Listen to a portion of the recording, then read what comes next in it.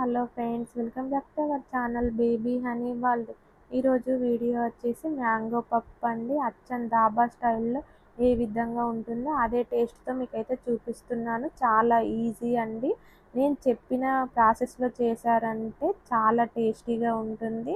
Video మాత్రం skip చేయకుండా చూడండి. ఇది అన్నంలో కానీ పరాటాలో కానీ చాలా రుచిగా ఉంటుంది. కాస్త నెయ్యి వేసుకొని తిన్నామంటే డైలీ తినేదానికన్నా ఎక్కువ తినేస్తారు.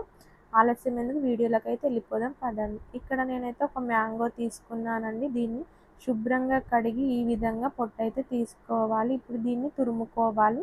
నేను ఈ విధంగా అయితే తురిమి పక్కన పెట్టేసుకోవాలి. ఇప్పుడైతే కుక్కర్ తీసుకుంటున్నాను. కుక్కర్లో నేనైతే ముందుగా ఎర్రపప్పు తీసుకొని దాన్ని శుభ్రంగా కడిగి ఇందులో వేసుకుంటున్నాను.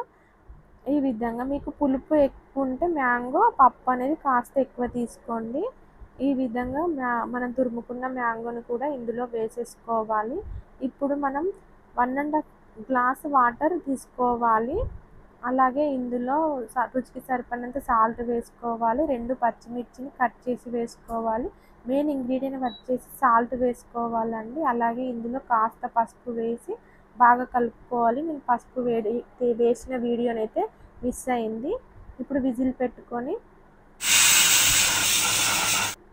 ఒక 9 విజిల్స్ అయితే రానివ్వాలండి. చూడండి, పప్పు అనేది చక్కగా ఉడికిపోయింది. ఇక్కడ పప్పు అనేది ఏర్పడట్లేదు, పలుకులు అనేవి ఏర్పడట్లేదు. ఈ విధంగా చక్కగా ఉడికించుకోవాలి.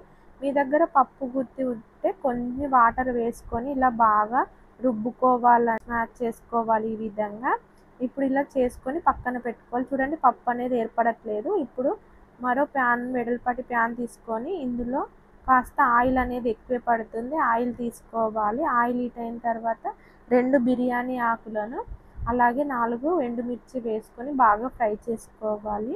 ఇవి కాస్త ఫ్రై అయిన తర్వాత ఇందులో కాస్త జీలకర్ర అలాగే కాస్త ఆవాలు వేసుకోవాలి. వీటన్నిటిని చిటపటలాడిన తర్వాత వెల్లుల్లి రెమ్మలను వేసుకోవాలి. ఒక 5-6 పొట్టుతోనే వేసుకోవాలండి. టేస్ట్ అనేది చాలా బాగుంటుంది. ఇవన్నీ బాగా ఫ్రై అయిన తర్వాత ఆనియన్స్ వేసుకోవాలి. ఒక మీడియం సైజ్ ఆనియన్ ఇలా కట్ చేసి వేసుకోవాలి. ఆనియన్స్ బాగా వేగనవసరం లేదు, మీడియం వేగిన తర్వాత ఇందులో తీసుకుని అల్లం వేసుకోవాలి. అల్లం అనేది పచ్చివాసన పోయేంత వరకు బాగా ఫ్రై చేసుకోవాలి. వీటన్నిటిని కాస్త ఫ్రై చేసుకోవాలండి. ఒక 2 నిమిషాల పాటు కలుపుతూ ఇవన్నీ బాగా చక్కగా వేగిపోయిన తర్వాత కాస్త పసుపు వేసుకోవాలండి. నేను ఇక్కడ వీడియో తీయడం మర్చిపోయా. అలాగే కాస్త రుచికి సరిపడినంత కారం వేసుకోవాలి. మీ కారంని బట్టి కారం వేసుకోండి. నేను 1.5 టీ స్పూన్ దాకా కారం వేసుకున్నాను. ఇవన్నీ కాస్త బాగా ఫ్రై కావాలి. ఇవన్నీ చక్కగా వేగిపోయి ఉంటాయి. ఇప్పుడు ఇలా వేగిపోయిన తర్వాత ఇందులో ముందుగా మనం పప్పు ఉంటుంది కదా, ఆ పప్పుని ఇందులో వేసేసుకోవాలి. చాలా రుచిగా ఉంటుందండి. ఇందులో పోషకాలు కూడా చాలా ఉంటాయి.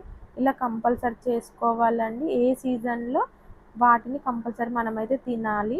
చూడండి, ఈ విధంగా బాగా కలుపుకోవాలండి. ఇప్పుడు కొంచెం టేస్ట్ చూసుకొని మీరైతే సాల్ట్ అనేది యాడ్ చేసుకోండి. కొద్దిగానే వాటర్ తీసుకోవాలి. నాకైతే కొద్దిగా సాల్ట్ పడుతుంది అనిపించి కొద్దిగా సాల్ట్ వేసుకున్నాను. ఇలా చూడండి, ఒక 10 మినిట్స్ పాటు మీడియం ఫ్లేమ్లో ఉడికించుకోవాలి. చూడండి, పప్పు అయితే రెడీ అయిపోయింది. చూస్తుంటేనే నోరు ఊరిపోతుంది కదా, అంత టేస్టీగా ఉంటుంది. డాబా స్టైల్ మ్యాంగో పప్పు అండి. రుచి మాత్రం అద్భుతంగా ఉంటుంది. నెయ్యి వేసుకొని తిన్నారంటే మళ్ళీ మళ్ళీ తినాలనిపిస్తుంది, అంత రుచిగా ఉంటుంది. అమ్మమ్మ వాళ్ళైతే వెనకటి వాళ్ళు గుర్తుకు రావాల్సిందే అండి. ఒక్కసారి ట్రై చేసి ఎలా కుదిరిందో నాకైతే కామెంట్ చేయడం మర్చిపోకండి. మన ఛానల్ ఫస్ట్ టైం చూసేవారైతే సబ్స్క్రైబ్ చేసుకోండి, షేర్ చేయండి. నా వీడియో నచ్చింది అనుకుంటున్నాను. నచ్చినట్లయితే లైక్ చేయండి, షేర్ చేయండి, సబ్స్క్రైబ్ చేసుకొని బెల్ గంట నొక్కండి. కామెంట్ చేయడం అయితే మర్చిపోకండి. Thank you for watching. Bye bye. మళ్ళీ కలుద్దాం.